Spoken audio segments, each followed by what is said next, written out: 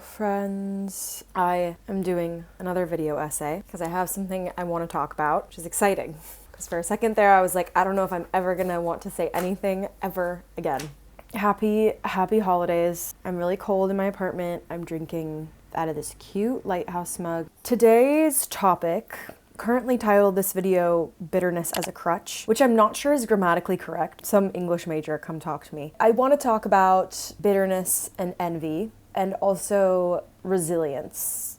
I think this is in some ways a part 2 to the video I made about art and time. This one I think will be a little bit similar to that one, philosophical.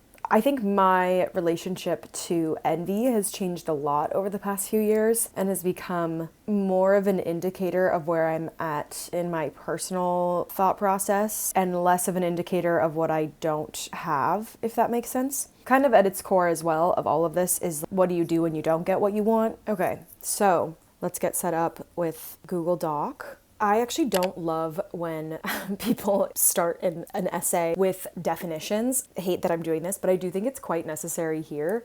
Bitterness is anger and disappointment at being treated unfairly, resentment. And then envy is a feeling of discontented or resentful longing aroused by someone else's possessions, qualities, or luck. Envy is very different from, not very different, but quite different from jealousy. Envy means discontented longing for someone else's advantages. Jealousy means unpleasant suspicion or apprehension of rivalship.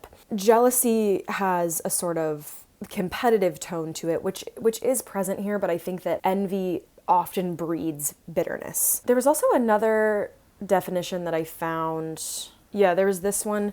Unfortunately, these are all like AI definitions, so sorry guys, I should have been better. Mental state stemming from deep pain, grief, regret, resentment, often appearing as intense animosity, cynicism, or harsh reproach. Just need to make sure we're on the same page. I'm talking from my personal experience about creativity and making art, but I do think that this really applies to anything, including hobbies, jobs, career, partners, appearance, material possessions, etc., etc. When anyone is pursuing something that is quite difficult or it forces them to put themselves out there a lot, it makes you very vulnerable. I think it makes you oddly attuned to the ways in which other people are denying themselves their own desires in a way, or coming up with excuses why they can't have the things that they want or the things that they are bitter about not having. I think I have specifically a lot of firsthand experience with this because I'm an actor. My rejection is public in a lot of ways, except obviously all the tapes and the work behind the scenes is not seen. Pursuing something that is so known generally to be so difficult has made me, it's funny when someone tells me that they want to like do something, like they want to try out having a new style, or they want to move to a different country, or they want to do this, and we're all blinded to our own limitations. So me personally, I'm like, wow, that sounds a lot easier than years of rejection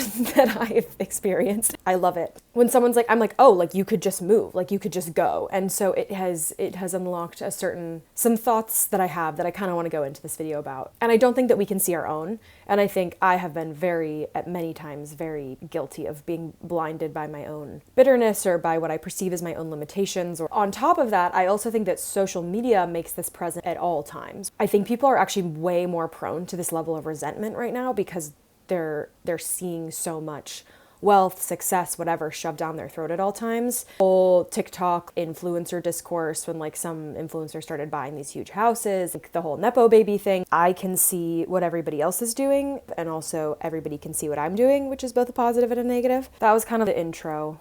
This second section I'm gonna call cringe tolerance versus healthy awareness. There is this awesome quote from the Westenberg podcast. I think the entire episode is only 10 minutes long. I highly recommend listening to it.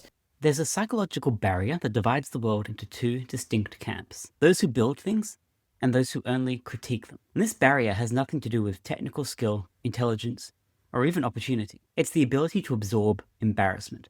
It's what we might call cringe tolerance. Every successful entrepreneur, artist, or innovator has had to endure the particular agony of putting imperfect work into the world. They've had to ship products with bugs, publish essays with typos, launch businesses with amateur websites, and present ideas that initially sound absurd. The difference between builders and non-builders comes down to this: who can stomach the discomfort and who cannot. Cringe tolerance describes the psychological capacity to act despite the certainty that others will judge your work as amateurish, naive, or embarrassing. Such a fantastic wording of this, the ability to absorb embarrassment.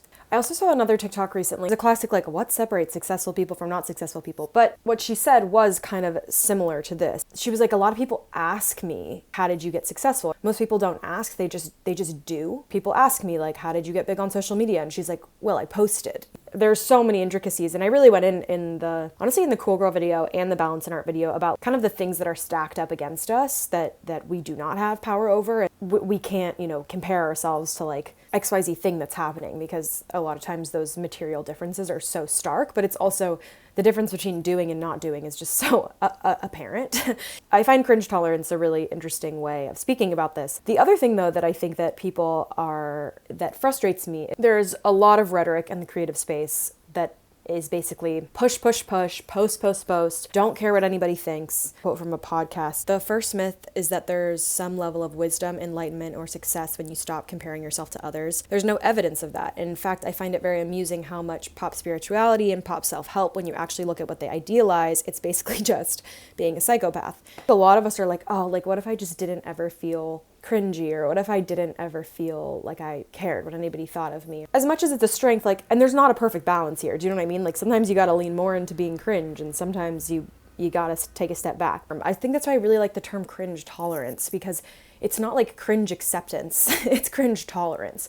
This spectrum, so important to knowing where you're at. I also think that a lot of what I'm gonna go into here is like using envy and bitterness as a tool to kind of track where you're at in a certain spectrum, and then using that to then decide how you're going to go about making or doing the thing that you're struggling with. I'm using this is the title of the video, but I'm using it as a title for this section. When people start to take this bitterness, this resentment, and then they kind of start to wear it with pride, it becomes a badge of honor. I've really been through it and I've struggled.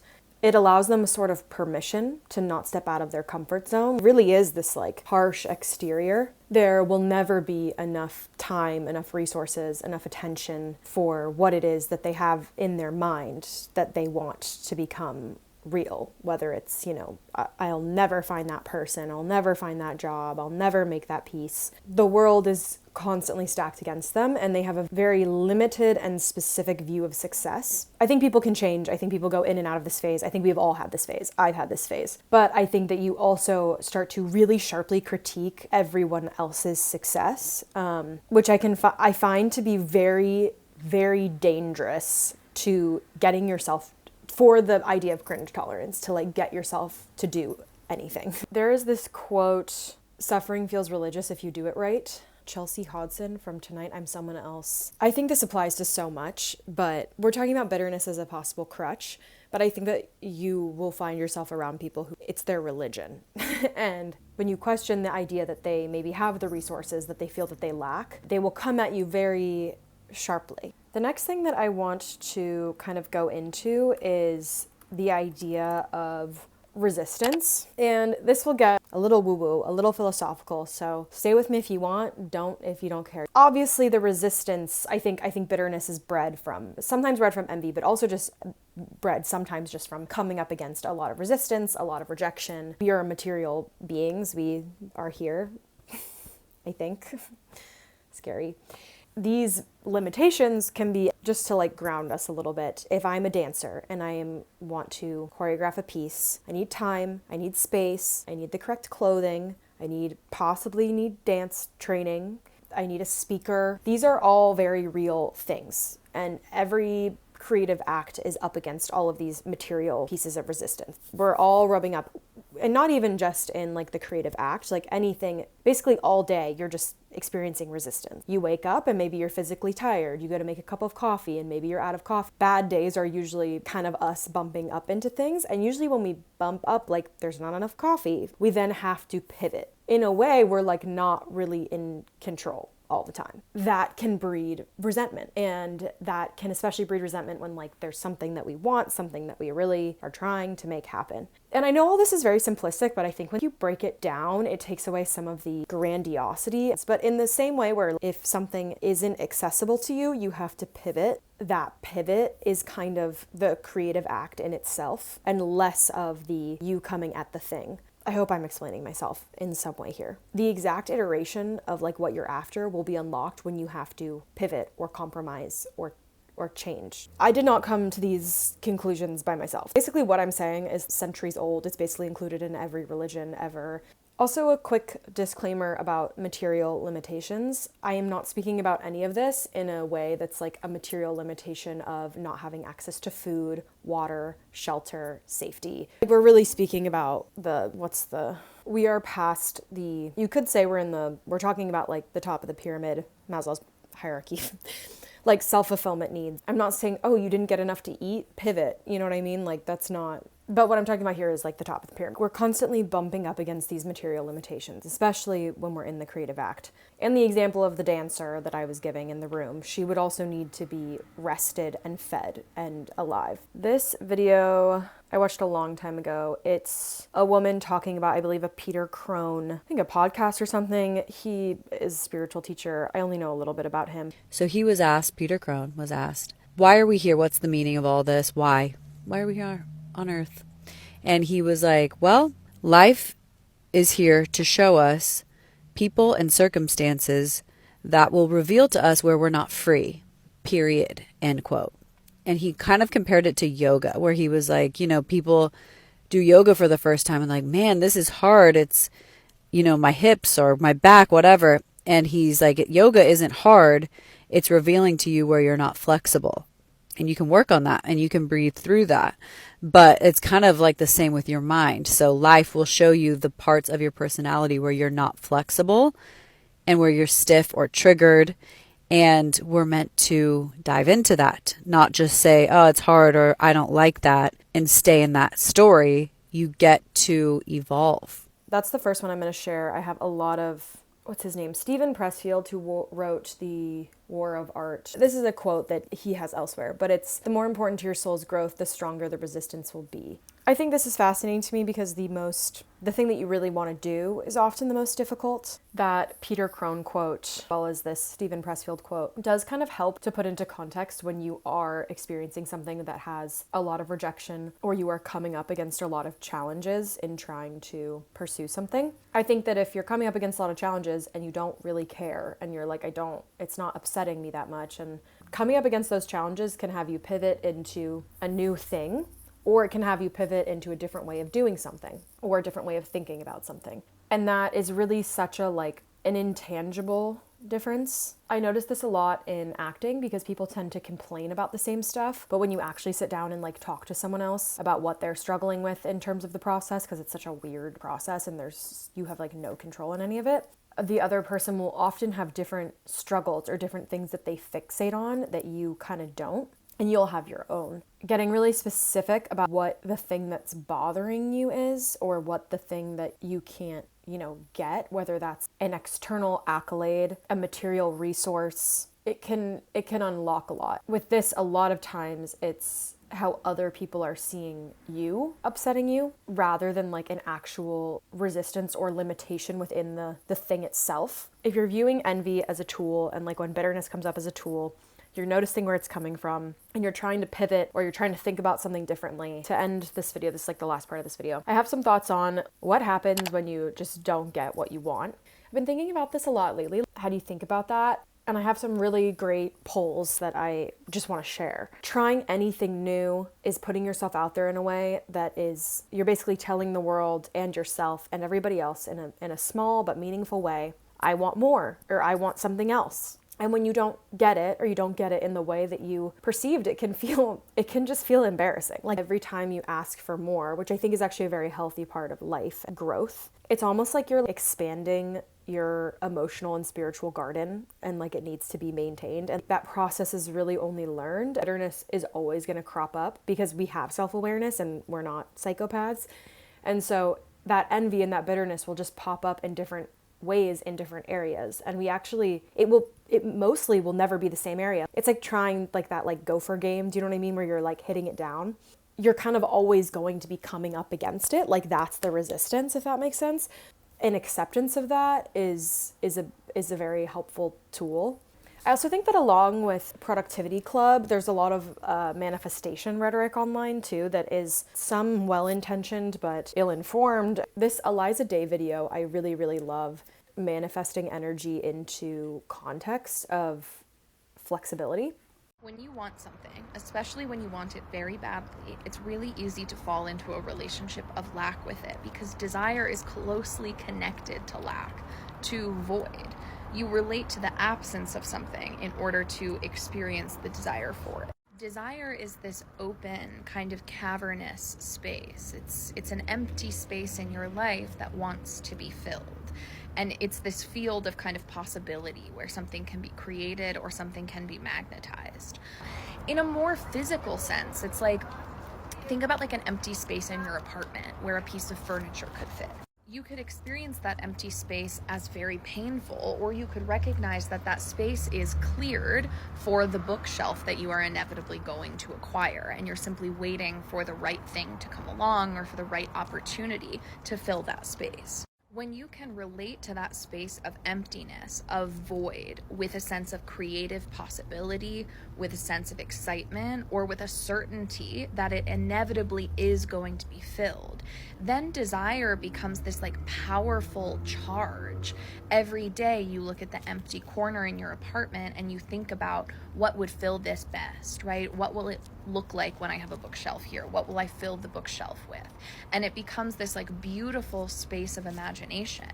But if you look at that empty space every day and you think, I'm never going to find something to fill that, immediately you've shut down the creative energy that's there, and you're now only relating to this empty space as a pain point in your experience.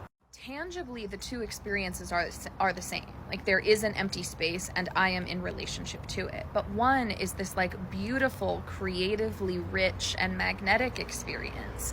And one is this like defeated and shut down experience. I've thought so many times about that video.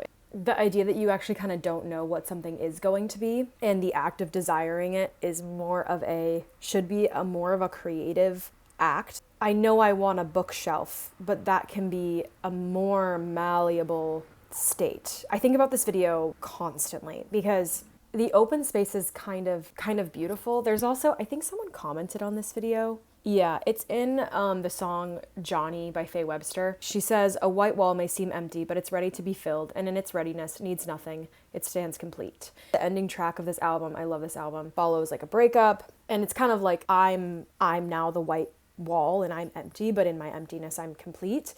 I think about this a lot within the subject of resilience and also rejection.